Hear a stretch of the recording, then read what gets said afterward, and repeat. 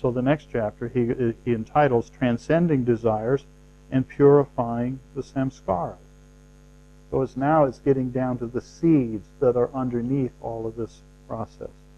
In the previous chapter, we described briefly the 4 urges for food, sex, sleep, and self-preservation, and explained how they are the root causes for negative emotions.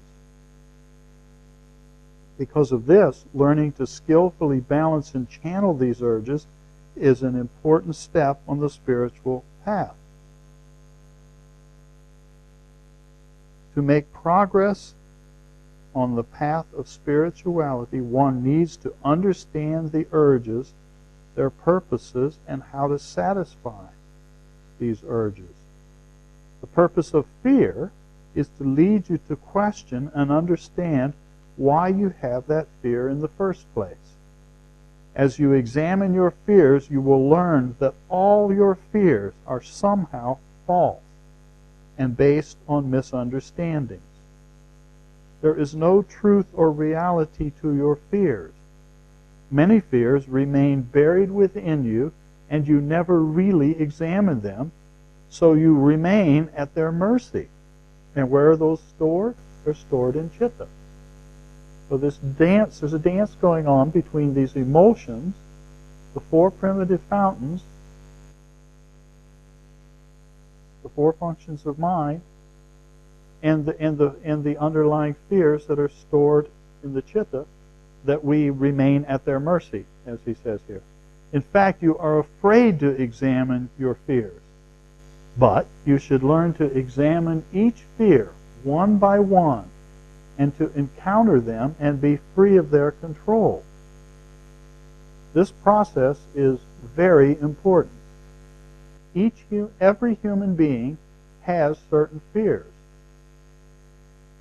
Throughout my life, I have tried to observe and understand the way fear affects people and influences their lives.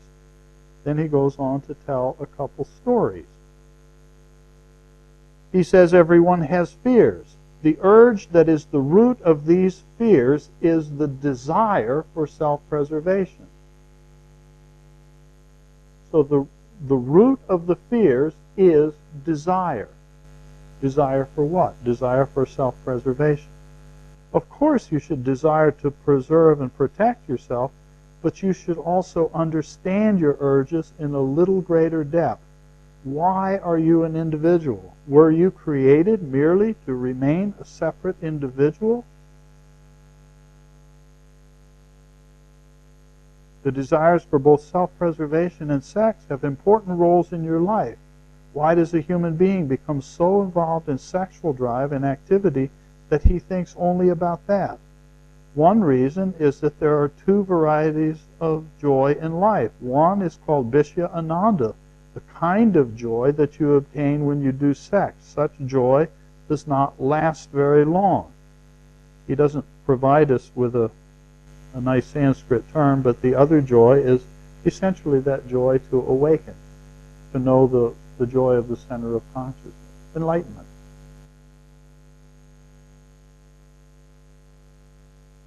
Anything in the world that you enjoy or that gives you joy does not really last for a very long time.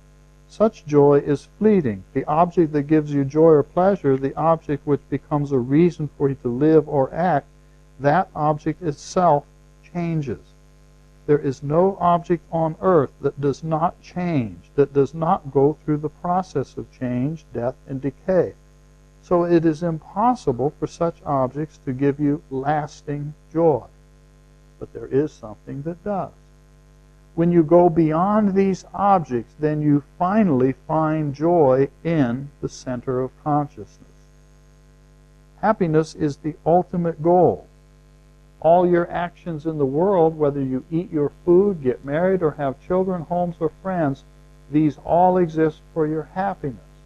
But do these objects of the world give us that complete happiness? They offer the best of joys for a moment, but not everlasting happiness.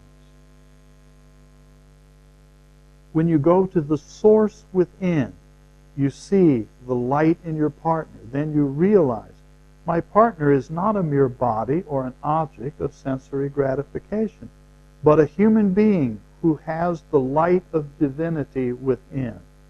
When both partners realize that, then your relationship is a complete temple. When you understand that a human being is a shrine, then you don't need to go to any external temple, church, or chapel to pray. That experience is love. Love means knowing the truth within.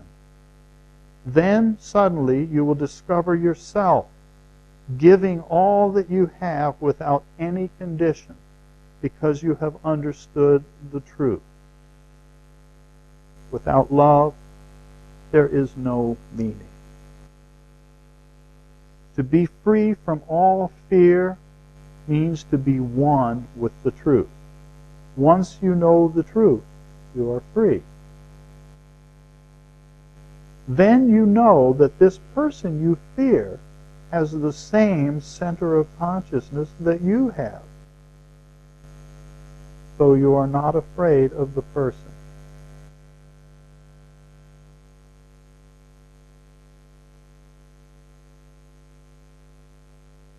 You need to adjust your mind, actions, and speech so that they are compatible with others whose mind, action, and speech do not relate exactly to yours. You'll find that you have problems doing this, but at the same time, if you follow this process, you'll also find that you become free and contented. You should allow your good thoughts to be expressed through your actions. Many times your good thoughts are not fully expressed. In this manner, you constantly damage and kill that sensitive inner part of you, which would help to bring about your own enlightenment and growth. Then a time comes when something negative has been built up inside of you because you are constantly hurting yourself, which is the greatest of all sins. Ramaji says, the only real sin in life is to kill your own conscience. If you do not kill your conscience, then you'll never commit mistakes because your conscience will guide you wisely. Buddhi. But the more mistakes you commit and the more you blame and condemn yourself, the more you hurt your conscience, which means you've loaded up the chitta with all that other noise, and then the conscience, the buddhi, is having to operate through that filter, which makes it difficult. The conscience is the clear mirror within you. It is not your mind, urges, or your emotions. Don't allow your conscience, buddhi, to be enveloped by the dust of ignorance. That's all stored in the chitta. And don't shatter or damage your conscience, but keep it clear by listening to it. The conscience is very helpful in dealing with your mind and its problems. We should listen.